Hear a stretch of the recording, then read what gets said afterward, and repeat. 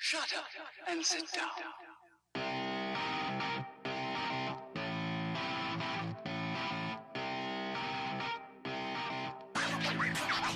Welcome back, everybody, to the Midnight Showing. I'm Dan Connors, and I'm joined here again with Chelsey. Hi, everyone. This episode, we saw Bohemian Rhapsody, and yeah, I know, before, anybody says anything, I know it's been out for months. I get it. We're just seeing it now, but we just got back from it. I mean, it's already got, I think 3 Oscars, something like that. So, I know it's been out. You don't need to bring it up. I know. I'm sorry it's late, but yeah, we're seeing it. I don't know where to start. I feel like the trailer was way more hyped up than the actual movie. And I mean, yes, I've listened to a couple of their albums and everything like that, so I'm not, completely foreign to Queen. But it wasn't what I took from the trailer that it was gonna be. It took, a completely different They took it more way. of oh, this is about really just about Freddie and his personal struggles. Yeah. It wasn't even really I thought it was gonna be more about the band and the making of Queen over it being about Freddie. I figured there was gonna be they did some... a half and half, because when they tried to make the first Queen movie years ago, they were in talks for one, but they wanted it to be really just about him. From what I understand, I guess they wanted it really to just be about Freddie, and the other bandmates were no, you have to have it be about Queen. So I think this was kind of the middle ground of it's really about him, but then there's also half and half of the band, and they get an equal say in the movie. They get equal, screen time and whatever. Yeah, I'm glad it wasn't just about Freddie. We got to see a little bit more about the band and the development of the band, especially when they came back later on in the movie. Well, and even then about the whole development of the band, it's okay, let me jump back to summarize. I don't normally come out and just wrap up a movie in on the show of generic terms, or really my opinions in general. I hated this movie. I really did not like this movie, and it was just all over the place and messy and I don't know. I did not enjoy this movie, but and that's one of the reasons is it just felt so half-assed in terms of just give them some story, and then we'll just cut to a montage of them, it it you're saying the formation of the band. It was this weird montage of I don't know. I don't even know how to explain it. The formation was really just hey, I can sing from this 2-second clip of me singing, and your bandmate just left, and then it cuts right to them having a concert. Yeah, there was no development on song lyric writing or them brainstorming or anything. Well, and they only had that one small part in the studio, and that was it. Oh, for the actual when they were making Bohemian Rhapsody. Yeah, that was it. That was all we really got.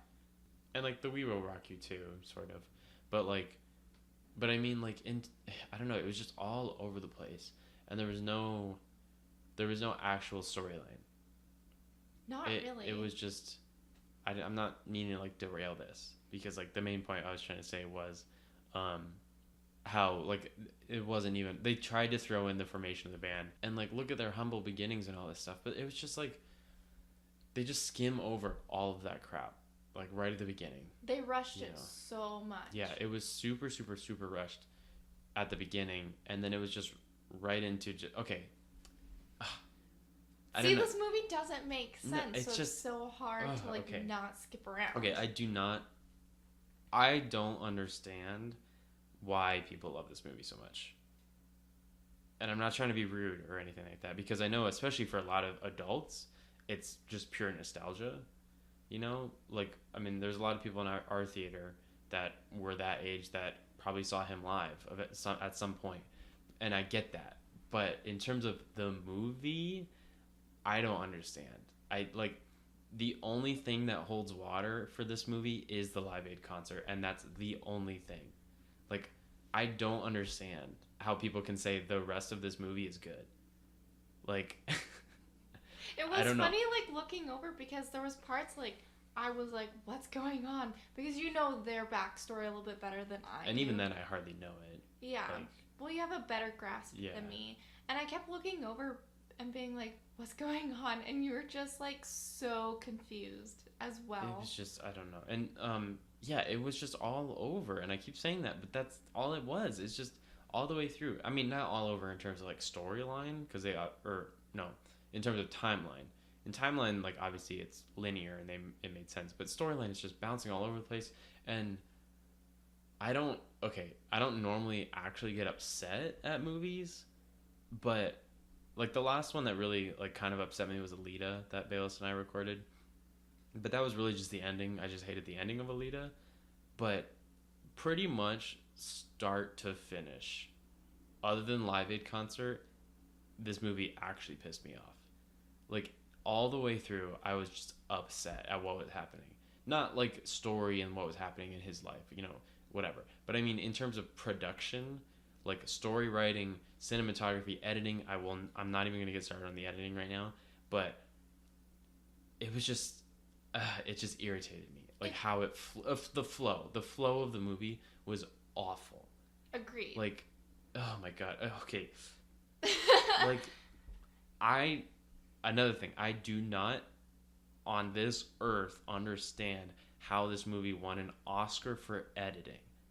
How did it win that Oscar? I don't remember what it was up against. It was like a bit ago from when we were recording this, but how did it win an Oscar for editing? It was so bad in terms of editing. It was just random clip-offs, like random transitions to other things. It was very choppy. Oh my God, I'm not even like an editor other than like this show, but like how like who edited this? And was it just like some weird like production issues, or is it actually just that bad? Because I know people have talked about this a lot. I've seen videos and all this stuff, especially like about the cafe scene when like they first meet the manager, and there's just like 15, 20 something awful cuts. But even then, like, and I had heard about that before seeing the movie. I had heard about that cafe scene, but then I didn't realize how much of the rest of the movie is just awful editing. Like, okay.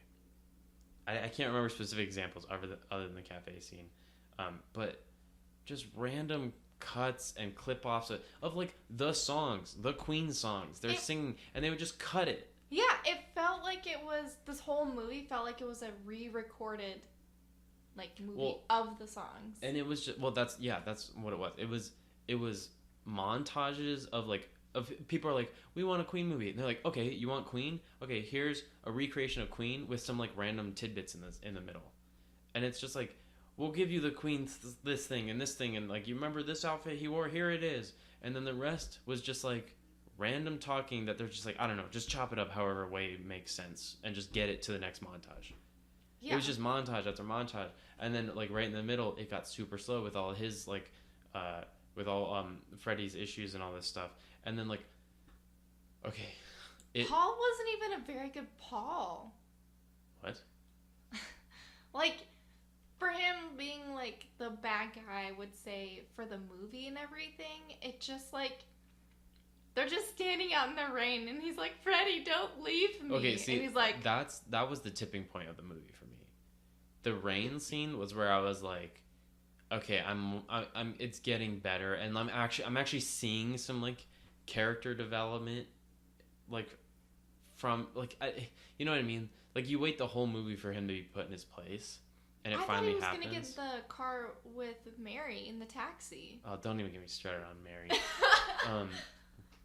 But the rain scene is what kind of tipped it for me, where it's like, okay, it's starting to finally get somewhat interesting for me. And then from there, it just went up really with the Live Aid, like him reformulating with the band and all that stuff was actually interesting. And I don't know if somebody else edited that half or that quarter or whatever it was, but that editing was actually pretty solid.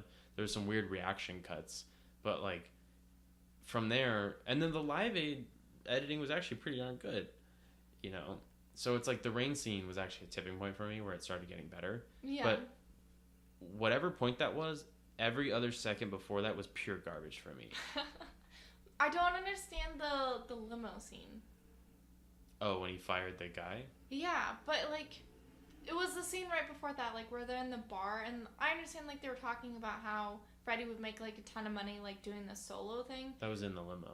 Yeah, I know. Yeah. But they were talking, like, him, whatever his name, the manager and Paul were talking about it by the pinball machine in the bar. And Paul was like, no, you should, Wait, did I just not catch that scene? Yeah, so they were in the bar, and Paul's like, I think you should show him, like, look at all this money he could be making. And he was like, okay, like, I think he'll take it from you and he'll actually do it. So then, forward to them being in the limo. Oh, that's why he was like, back me up on this. Yeah, and then he's like, Paul, back me up on this. And Paul's like, I don't know what you're talking about. Oh, yeah. Okay, yeah, I must have just completely zoned out for that part. You were so slouched in your chair. Like, normally, like, I can look over and you'll be, like, really intense or, like, really in it, but that whole scene just kind of, like, I don't know. It just, maybe it was the acting was bad in it or something. I thought his been... acting was actually pretty darn solid for that part. From Paul? No. And that's what I'm talking about. From Paul, it's just, like, I didn't believe, like, the story of it. But no, Freddie did a pretty good job, I'd say. Oh, the actor? Yeah. Yeah, so that was the other good thing to me about it. So, okay, it's pretty much like I can count the good things of this movie on my fingers.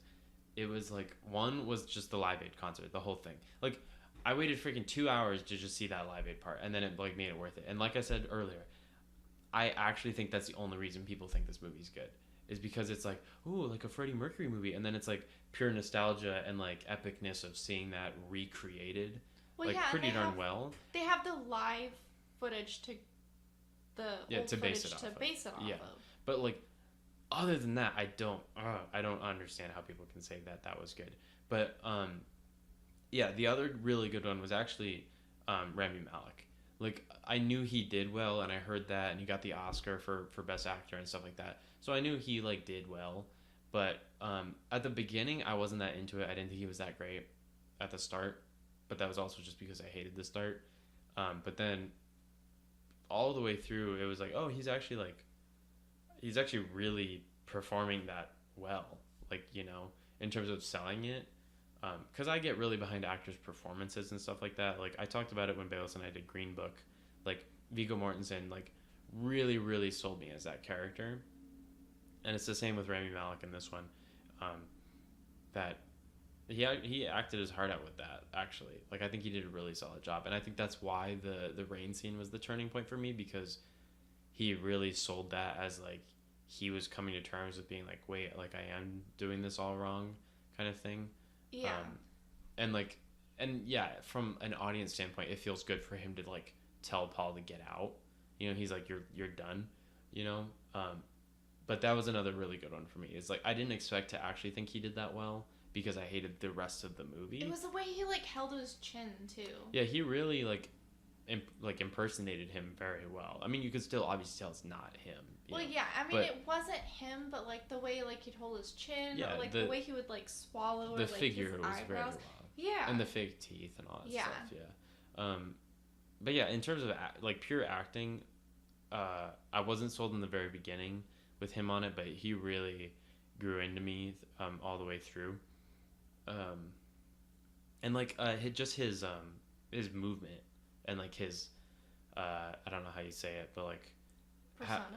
Well, yeah, like, how comfortable he was, like, recreating those, of, like to get those fluid movements, you know, of, like, his stage presence, I guess you could say, you know, because Freddie was, like, all over the place, like, moving with his arms, and, like, you know, he was playing with the mic stand all the time. Yeah. Stuff like that. Like, he really got into that when he was on the stage performances and stuff like that. That was pretty crazy. Like, he really got into that role, and I give him props for that, because he's one of, like, the few things that's good about this to me. Did you feel like at the end scene, like, right before he goes to the big concert, did you feel like the scene between him and his dad should have been a little bit longer? Or, like, I didn't care. I didn't care about the dad at all. Period. I didn't care about his family drama. Really? Like, they didn't build it up enough at all. But that's what I'm saying, is, like, the end, like, I felt like there should have been more. No, like, because at there the beginning, wasn't. No, wait, listen. Because at the beginning, his dad's just like, you're a disappointment and all this other crap and everything. and then like the band's over, and like his dad wasn't like happy or angry that they were gonna potentially get this record deal. You know, he was just sitting at the table and was like, oh, all right. That's what I'm saying. Like, that's why I didn't care about it, because they did not build a storyline at all. The storyline was just like, I'm going out, and he's like, oh, again? And then he's like, yeah, because like, screw you, dad. And it was just like, is this like some teenage like emo band music video? Like, why? What is happening? Like, build the story of like, well, and then it was so confusing because the mom was so supportive. Yeah. Like, the mom was like, oh, like, good job, honey, and like, you know, see you later, you'll be out late. And it was just like this two torn thing, and then the dad was just like being all mean about it and everything, and then it just didn't make any sense. So in the end, when they make up, I didn't care, because I didn't care in the first place, because there was no reasoning behind it. They like loosely said like, oh, we sent him to school to be like a good like kid or something. They were also talking about how they left, I think it was India or something like that, for them to have a better life.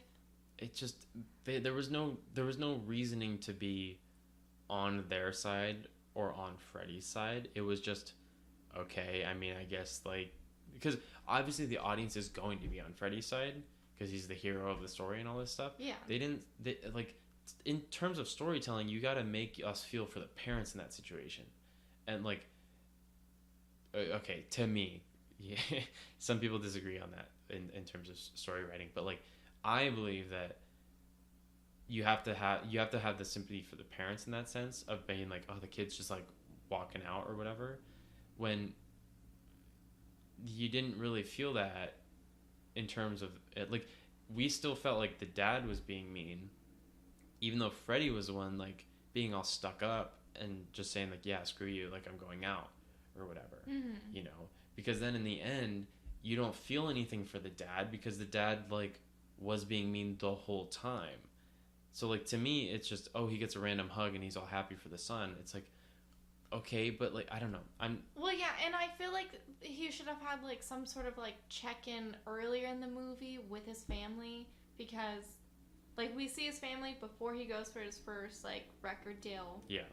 And then we see them at the very end. Yeah, I didn't care about the whole family drama. Because of like all that, and because like you were saying, like the parent like dynamic doesn't make a lot of sense.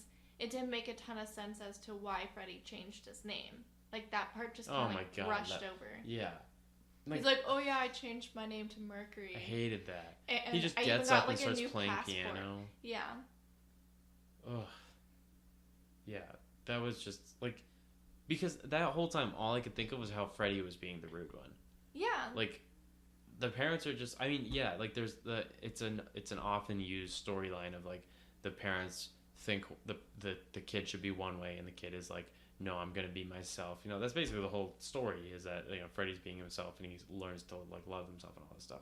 But like, all I could see was how Freddie was being the rude one and just like getting up and being like, no, screw you, dad, and all that stuff. It's like, I don't know, I did not care for the story drama or the family drama at all. Well, I mean, because he checks in so much with Mary throughout the movie that I felt like, oh no, I just felt like there should have been like some other like kind of check-in like with his family. Like, he doesn't seem to care at all about his family, and like, for all we know, he went those years without speaking to them. Well, and that's why, then he just shows up at the house with Jim. Well, and that's why, and he's like, this is my friend Jim. And that's why like the whole family thing doesn't make any sense to me, because when you're supposed to feel happy in that moment where the dad's like, turn on the TV and let's watch him perform.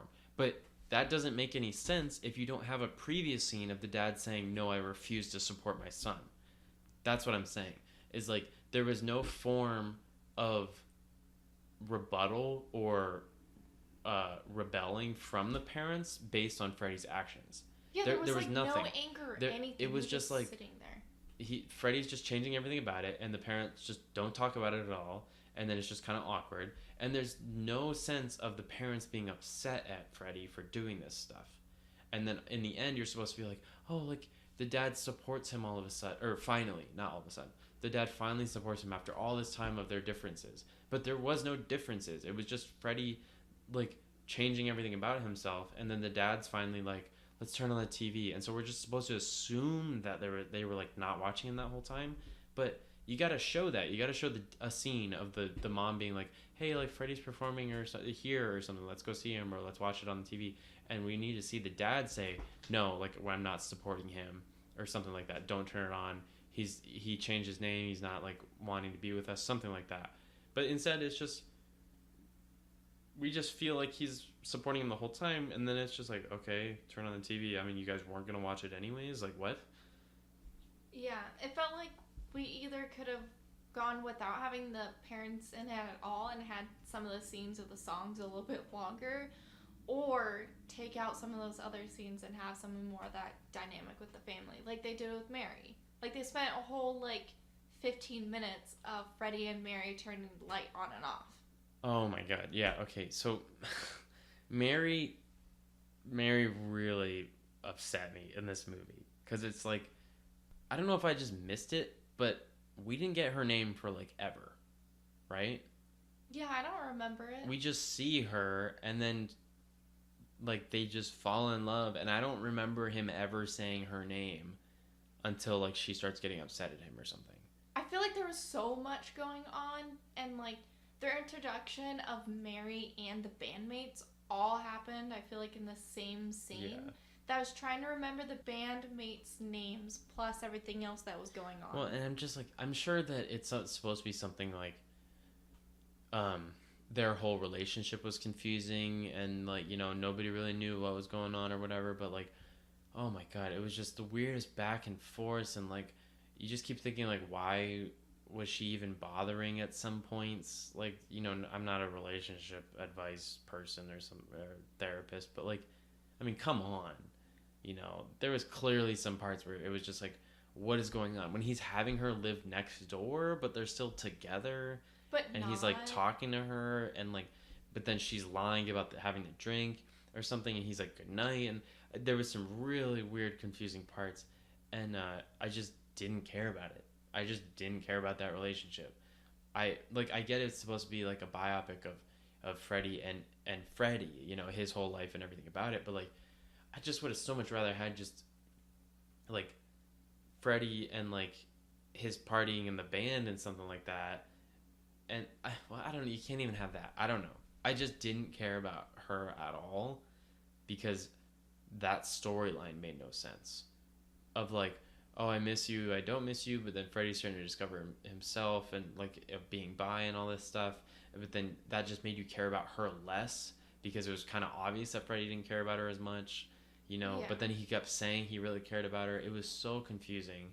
But then you're curious about him discovering himself while he's on the road. Yeah. So it makes you forget her until she just randomly pops up again on the phone or something. Yeah. And then she's supposed to make him realize all this wrongs he's done by being like, she turns up and she's like, I'm pregnant or whatever. And then for some reason that clears his head, and she says, come home. But then they're not together that whole time anyways. Like, oh my God. Yeah, well, like, she says, like, when he comes back from all of his touring and him, like, discovering himself and everything, she's like, I knew, like, this whole time, because you would say, I love you, but, and she would just continue that for, like, 5 minutes. And it was, like, really confusing. I will agree. It was really confusing on all of that. It was so messy. And then, like, I don't know, like, did she officially, like, take that ring off and, like, keep it or, like, give it back? Because I felt like later on in the movie they mentioned something about the ring again. I didn't notice that. Maybe I am misinterpreting. Well, at the end, I mean, it was obvious she had a different relationship. Well, like, yeah. You know. But, like, that was all confusing. And then, like, the phone call he has with her, and then he's, like, I don't know if he's at a truck stop or something, but that guy walks in the restroom, like, I didn't understand that. It was supposed to be his, like, first discovery scene. But it was like, I don't know. It just felt like it was presented like the wrong way to me. Like, yeah, it was pretty weird. It was supposed to be a mirror of, like, he's talking to her, saying how much he loves her, but then he's, like, realizing, like, he's checking this guy out, kind of thing. It was, like, a little so it was creepy. Supposed to be a weird mirror. Well, it was back to the editing. It was just stupid cuts. It was back and forth between him, her, and the other guy back into the truck stop. Like, how many zooms do we have to get on the sign of a men's room? Like, they're just zooming in and like cutting back and then cutting back and cutting back. Like, oh my. I don't even. How did it win an Oscar? I thought he was gonna go in the restroom and kill the guy. What? That's how many zooms, like, it was just, like, presented, like, creepy, and maybe that's just me. But, like, at first I thought, like, oh, he's, like, checking him out and good for him and whatnot. But then, like you said, they kept zooming in on, like, the men's room, and I was like, okay, like, what's wrong about that? Like, they're both guys. And who cares, like, love who you want to love. And then I'm like, maybe, like, this is why he writes a song, like, I killed a man part in it. I don't know. I was really... in Bohemian Rhapsody? Yeah, but I knew, like, that had already happened, and I was just really confused. Oh, there's just so many scenes that just are just useless. It was really choppy. Like, in the Bohemian Rhapsody scene, it's just like, that was so long to just explain that the radio guy doesn't want the song. Oh, like, yeah. oh my, that was such a long sequence. Back and forth of, like, just showing, like, basically Freddie's arrogance in a way. But yeah, he's like, Jim, Miami Beach. Because it sounds better. The only good part of that scene was Mike Myers saying that they're not going to put it on the radio because no teen can, headbang in it in a car, which is a reference back to Wayne's World when Mike Myers banged his head to Bohemian Rhapsody. Yeah. And so that was the only part that was good about that scene is he was doing a little cameo joke saying like no one's ever gonna headbang in a car to that. Yeah. And, that was the only funny part. And then they like smashed the window of this like record producer. Like what? I don't know if that actually happened. I mean, it probably did, but But then the other record producer guys, he's like, oh, they just don't understand. They're under contract already. And so it makes you think, okay, they're going to have to work with him anyways. Yeah, like, I don't understand how they so easily were able to play on that other radio station that they were at. Oh, well, he was like on a guest, he was a guest on the show, and he brought a snippet of it. Yeah. Yeah.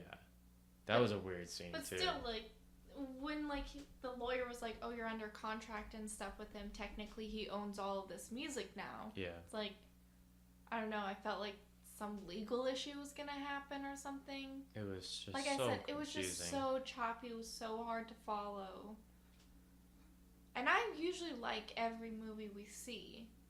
Yeah. Except the last two. Yeah, your first two on this show are ones you don't like. I'm so sorry. That's interesting. Yeah, because you normally do tend to just like. Oh, yeah. And okay, after going into this and after seeing it, I thought you would be like, I liked that. That was interesting. Yeah. And like, so I'm kind of surprised that you didn't like it as much. Like I said, I feel like you could watch the trailer and appreciate it that much. That pretty much was the whole movie in the trailers. So I'm like, I think you can still watch the movie, but only watch the Live Aid part. That's all that matters. That's literally the only thing that matters. Oh, so watch the trailer and then the live. No, because not even the trailer. Just go right to the Live Aid. And if anything, don't watch the Live Aid part. Just watch the real Live Aid performance. Like, I just. So why does this movie exist again? It's just so messy, and it was. And I really wanted to like it too because, like, I like their music. Well, and again, nothing against the story, the real story. Yeah, no, like no, I'm not saying that I like, oh, screw that part where he discovers himself. Like, no, it's just I mean, for me, it really leads back to editing. It was choppy, messy storytelling. I felt like and they editing. Could have done a way better job at it. Like you said, storytelling. It was all over the place, and it felt like they were trying to tell multiple stories all at once in the span of a timeline, while also just, like I said, throwing fans like, oh, here, you want this performance? You want this outfit? Here you go. Give them 25 seconds of it, and then just cut it. Like, not even, like, fade it out or creatively lead it into the next performance or, like, scene or something. They would just cut it. Yeah, they wouldn't use the music anywhere else but those, like, montages. Yeah, but then it would just snap right at the end and then lead into something totally different. And sometimes it would even be several years down the line. Yeah, with those, like, weird edits of the thing. It's like, okay, like, all of a sudden we're, like... Oh, you mean their tour? When they were saying, like, Milan and London and stuff like that? Yeah, one part we're, like, in 75 and I blink and we're in 82. Yeah. that like okay, that sequence was cool. Like that was cool visuals to see him like do the pose and then it zooms kind of into those line thing. Yeah. Like that was cool, but it was just random and weird and like it felt very out of place. that's this whole movie. They didn't use any of that editing anywhere else in the movie. Yeah, so if they had teased it of like, here's performing anything really, like have like a flash cue card type thing, where it flashes at the beginning or at the end or something like that, and then it zooms out into the next scene. Like, there's so many styling choices. They only used it in that one spot, like 2/3 of the way in the movie, and that was it. They didn't even use it at the end or anything else. And like I said, it's just all montage after montage after montage. That was a montage, Yeah. There was montages of like recording Bohemian Rhapsody. There's montages of this and that, and like on and on and on.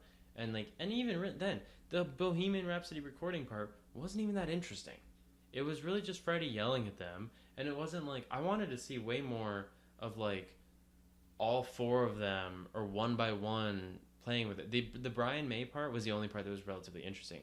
Because it was actually just the guitar piece. Yeah. And then giving, like, funny criticism where I don't remember the blonde guy's name. Me either. But the Galileo part, where he's like, higher, higher, higher, that went on for so long, and I didn't care about it because it sounded the same, and it was just Freddie being rude again. Yeah, like And then they were all four in the booth again at the very end, and then they just ended. And, like, yeah, haha, it's funny they fall over because they were singing so powerfully or whatever. But, like, have it be like the production of it, not just like there was a couple minutes of just forwarding or not forwarding, rewinding and re-recording the Galileo part, just that part. Like that's a 6 minute song, 6-something minute song. Show more pieces to it, and like they made it such a big such a big deal in the trailer of like. And then the operatic section comes in. And then, like, he explains why we're doing the operatic section and, like, building it. But there was no puzzle pieces of, like, seeing his mind build this song or something like that. He was just, like, the operatic section. And he's like, oh, okay, yeah, the operatic section. And then that's it. It just cuts to, like, them singing, like, a tiny part of it. And then that's it. And then they fall over and it's like, haha. And then it cuts to just something totally else random. Yeah, I didn't remember what happens after I think it cut to the chicken or something where he's walking outside and it cuts to the chicken. No, the chicken was first. Was it? I don't remember. Yeah. It's all so scrambled. The whole movie's so scrambled. It's really hard to follow. I'm ranting so much in this. I just don't understand. Like, I didn't think I would love this movie, but man, I didn't think I would hate it. Yeah, because you were talking about it. I really shouldn't say hate. It was rough, and Yeah, because I remember when you first showed me the trailer, you were talking about how you really like wanted to see it. Yeah, it looked good and interesting, and I like Rami Malek, and like he looked like he would do a good job, and like I don't know, it was interesting, and they've been trying to make a Queen movie for years, so I had hope, and this had a huge budget and production behind it, so I mean I was looking forward to it, but man, like whoever the story writers and the editor was need to be shot. Like, this is awful. I don't understand. The other good thing, I said Live Aid and Rami Malek. That guy actually looked a lot like Brian May, the lead guitarist with the big fluffy curly hair. Like, that guy actually really pulled off Brian May, and I give that guy props. I don't know who he is. I don't know if he was wearing a wig or if he got his hair permed, but it was beautiful. But he really pulled off Brian May. I wanted to see more of him. Like he was a solid character. Yeah, he was very interesting. Yeah. Like when they're at the very end, we're trying to like rekindle Queen, and he's he like, tells him to leave. He tells Freddie to leave, and then the other bandmates are like, "Why'd you do that?" And he's like, "I don't know, I just felt like it." Yeah. He's the most level-headed, really, of them. Yeah. There's the kind of goofball, then there's the kind of more, not fighty, but more like aggressive kind of, the blonde guy where he gets upset in the first place that the song's not. They say the car song isn't good. He's kind of more on the tip of his toes or whatever. Brian May was always kind of like the level-headed one. Yeah. As far as I know, again, I don't really know a whole lot of their backstory. I don't read into all this stuff, but that was the funniest scene of the whole movie. I liked the Brian May guy. That guy was cool. Yeah. And then really the only other good thing I had about it was, I mean, they did really well with the costume design and like the aesthetic look of it. They were beautiful. Yeah, like the outfits and the design of like the setting, I guess you could say. The movie looked good. I'll say that. Costumes, casting. It felt very much in scene. its time era and appropriate with it, especially when they changed from like the 70s to like the 80s and everything. Well, especially like the hairdos too, when Freddy cuts his hair. Yeah. Because like costuming is really hard to do nowadays with like fabric and things like that. Yeah. Just from like my little bit of theater background and crafting that I've done, like is really hard to like recreate. So just the looks they had in general, down to their shoes, like were really cool, and I felt like very on point. Yeah. Like it felt believable. Yeah, that's the only other good thing I had about this. Literally everything else that I can think of right now, like after just seeing it, was just pure garbage to me. Like, I don't know. I'm not trying to be mean, and I don't know. I know it's won Oscars, and I know a lot of people loved it, but I don't understand. I don't know. I'm sick of talking about this movie right now. I tried so hard to love it, and I just couldn't get behind it. And there was a couple scenes, so choppy. like there was a scene here and there that'd be like, that's kind of interesting, or that really does look like Freddy, or how he would act. But like, you know, and again, not bashing the main story and Freddy and his life, and like, but like really, most of that middle part where he was like dealing with stuff, I just couldn't get behind it. He was just such, like, I know he's supposed to become the villain in that part, but like I was just bored. Like, because I know that he's gonna end up ditching Paul and like rekindling himself, and then having to do Live Aid. It just didn't feel like a But very it's like dramatic like part for it, because he's like, oh yeah, I'm just like gonna leave for like my own record deal, and they're like, what? Yeah. Okay, fine, yeah. I guess so. Because by then like he's no like, one I throws just or got, smashes anything. I just got tired of just watching like him drinking and smoking and deteriorating and all this stuff, and then them dealing with it, of like he's coming in late, he's coming in drunk or stoned or something like that, and then it's like, oh, but then they made Another One Bites the Dust, so it's okay. That's another thing. This was just written to just, like I said, lead into the next Queen thing, where it's like, oh no, they're having a fight. Oh no, but like, just throw them the bone of Another One Bites the Dust, you know? Yeah, what was it? The bass guy just like sits down and starts playing the tune. Yeah, and like in terms of story, it's like, oh well, it's to get you guys to stop fighting, and whatever, you know, sure. But like, We're barely fighting. But it pulled me out of it, of just being like, okay, so now you're just building that tension just to be like, oh, that's a Queen thing. I know that thing. And then you hear the bass line, and it's like, oh, I know that. Yeah. And then you get excited, and then it's like, and then there's a whole montage of Another One Bites the Dust, which that was just a weird montage of like the whole like weird sex dungeon thing that he was walking into with the. Oh yeah. Yeah. But yeah, it leads you into just, oh, another Queen little tidbit thing. I know that.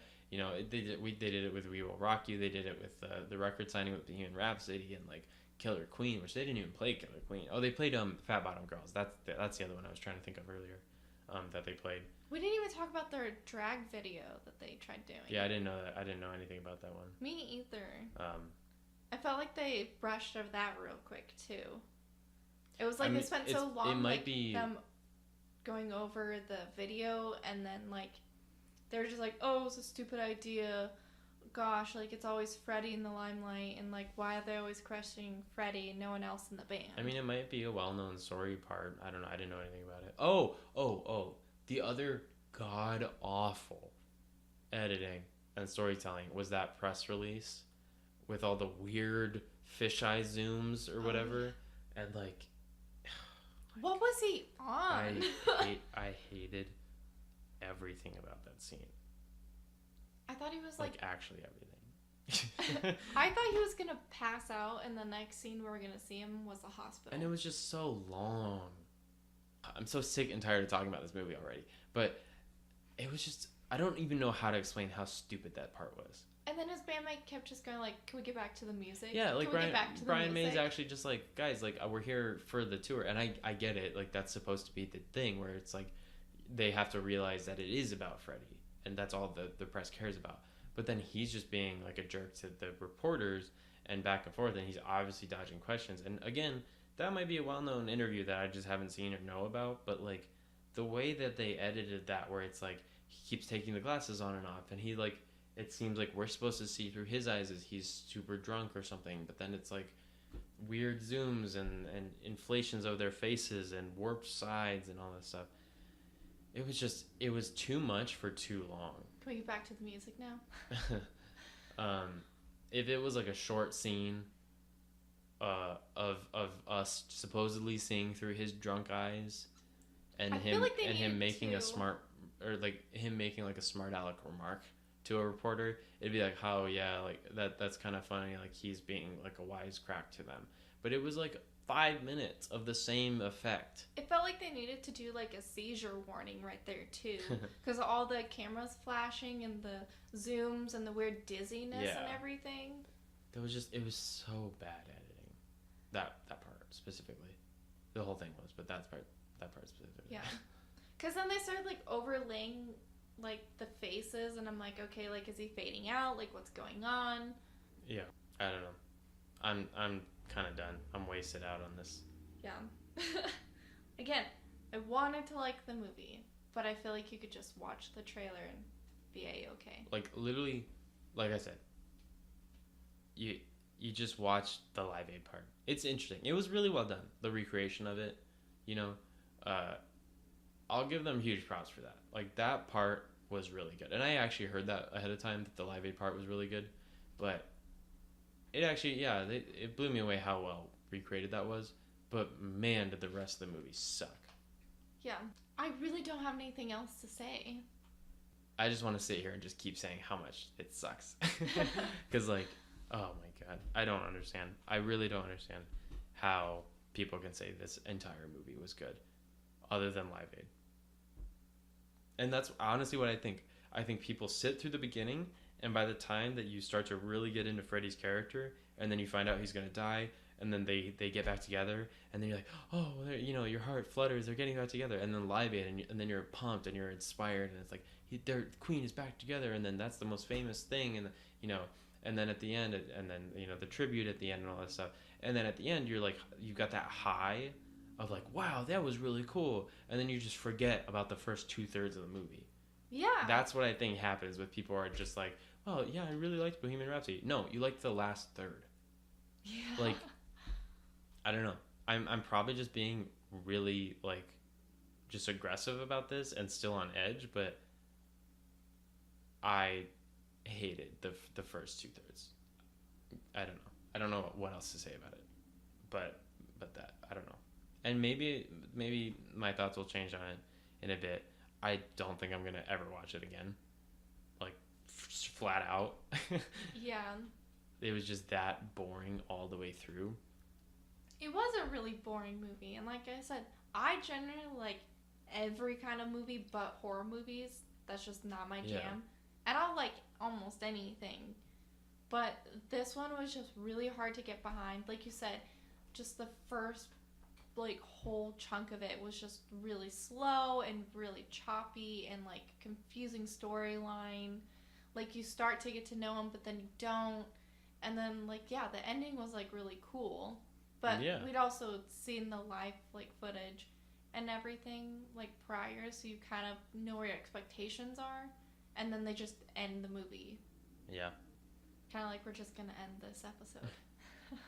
Yeah, and don't you guys come at me and say like, oh, well, it's good, you know, you're seeing this way later, you didn't get in with the hype of it or something like that, you weren't happy that it won an Oscar. No, I'm happy like Rami Malek won an Oscar. I don't know what else it won. I know it won for editing, and I know it doesn't deserve one. I know that, and I've heard at least a couple of people say that, wow, the editing was bad, I don't know how it won an Oscar. And again, I don't remember what it was up against, but I don't know how something else didn't win. I don't understand. So don't you guys come at me and say like, oh, well, yeah, but what about this or this or, well, no, that's a lie. come at me and like tell me what I think is wrong about it, but don't blame it on like, oh, we're seeing it months later or something like that, because that's just a stupid argument. Yeah. But yeah, if you really disagree with me and say like, oh, what about this or this, like email me, like let me know. I want to hear why you love it or not, because I didn't, obviously. I mean, if you've listened to this whole thing by now, you know I didn't like it, and I'll probably keep saying it for a long time. But and I have to hear this for the rest of the night. Yeah. But yeah, if you want to let me know if you liked it or not, or if you fully agree with me, because all I've heard is good praise for this movie. But if you agree with me and you didn't like it, you can email at themidnightshowingpod@gmail.com. The Facebook, Instagram, and YouTube is The Midnight Showing, or you can let me know on Twitter, which is super easy. It's backwards at Showing Midnight. So definitely let me know if you like it or not, or disagree or not, or whatever, because I can't be in the minority. I mean, obviously, you're on my team, but I mean, we've been talking about it, like I wonder if somebody else. And we didn't talk about it like coming home, like in the car or anything else. Like, but I wonder if somebody else is like, wow, I absolutely hated it. Other than editing, because I've heard that the editing was bad.